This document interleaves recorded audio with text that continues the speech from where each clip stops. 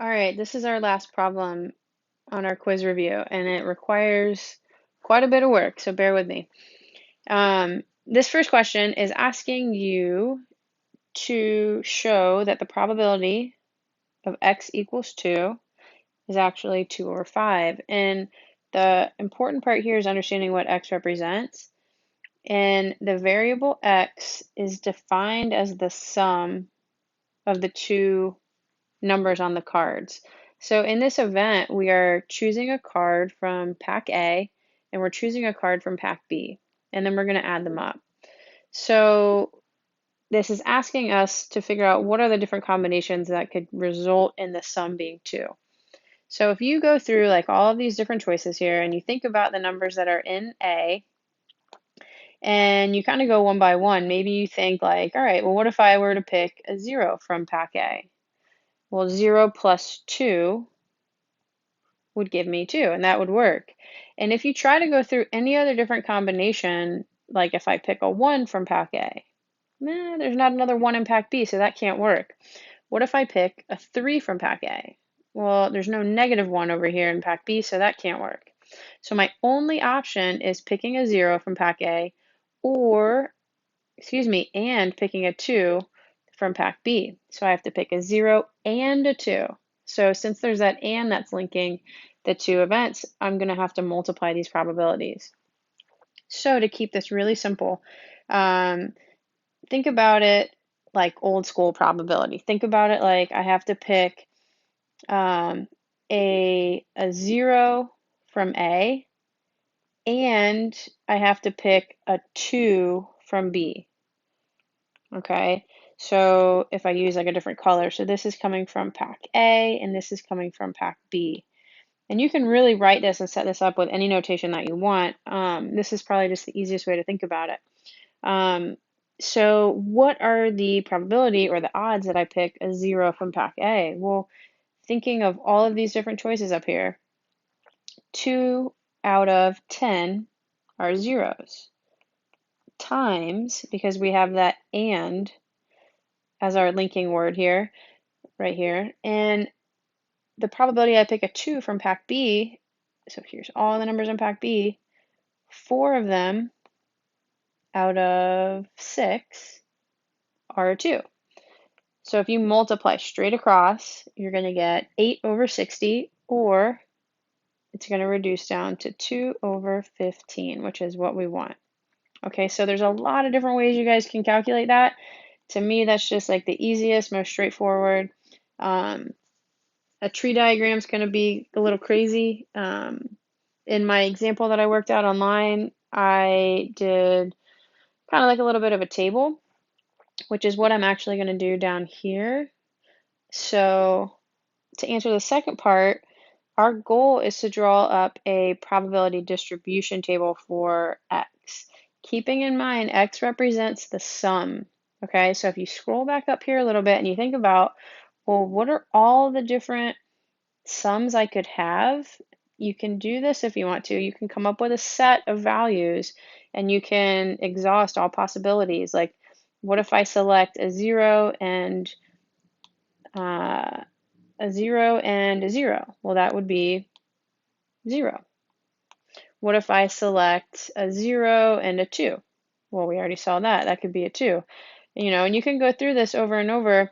You could select a 1 and a 0. So 1 is a possibility. You could obviously get a sum of 2. We could get a sum of 3.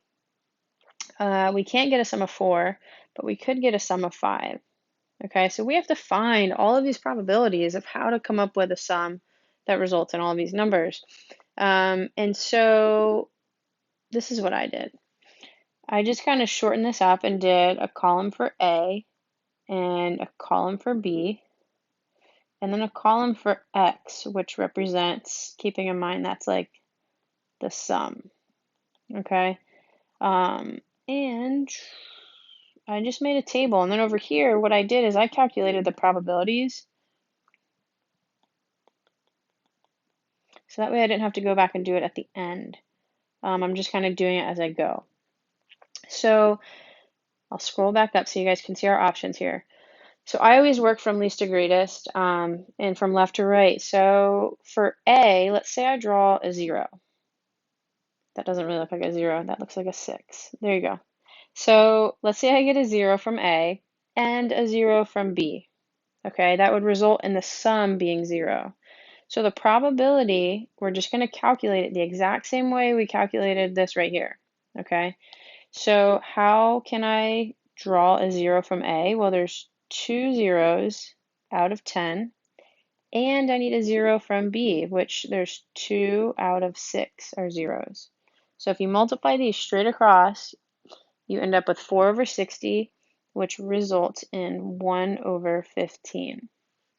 Okay, and you want to leave that. Then let's think about, well, what if I drew a 0 from A and a 2 from B? So I'm going to exhaust all of these A's before I move on to a different number in A. So 0 and 2 would result in a sum of 2. And the probability that I get a 0 from A is still 2 over 10. And the probability I get a 2 from B is 4 out of 6. And this is actually the one that we already worked out in part 1. So you kind of, if your head's up, you can just copy your work or you can redo it. It's not a big deal. The next number we could pick from A, if we're going in ascending order, would be a 1. So I could do a 1 and a 0, which would result in a sum of 1.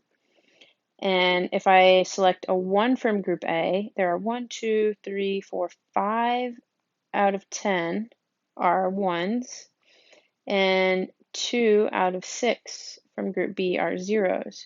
So if I multiply those straight across, I get 10 over 60, which is 1 over 6.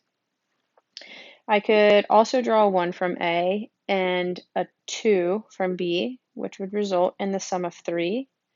So there's 5 out of 10 1s in group A, and there are 4 out of 6 2s in group B. So if you multiply this one straight across, you get 20 over 60, which is 1/3.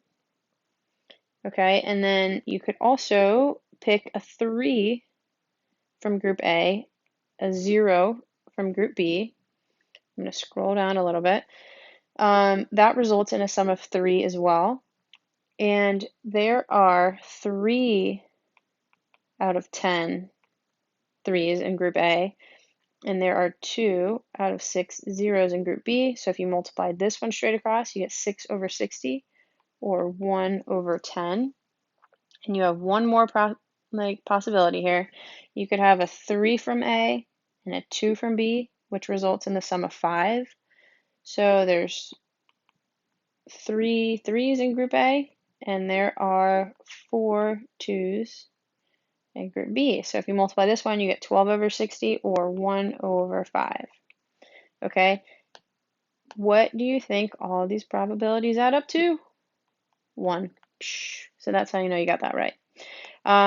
So now we're ready to put these into probability distribution table. That's the question. So if we set this up, we've already listed our possible values for x. So you always want to do these in ascending order. So you have 0, 1, 2, 3, and 5. Box it in to make it look complete. And you just fill in your probabilities here. So the probability you get a sum of 0 is 1 over 15. Probability you get a sum of 1 is 1 over 6. Probability your sum is 2, 2 over 15. Probability your sum is 3, ooh, we got 2 of those here. So we actually have to add these together, and when you do that, you get 13 over 30. And the probability you get a sum of 5 is 1/5. So that is your probability distribution table, guys.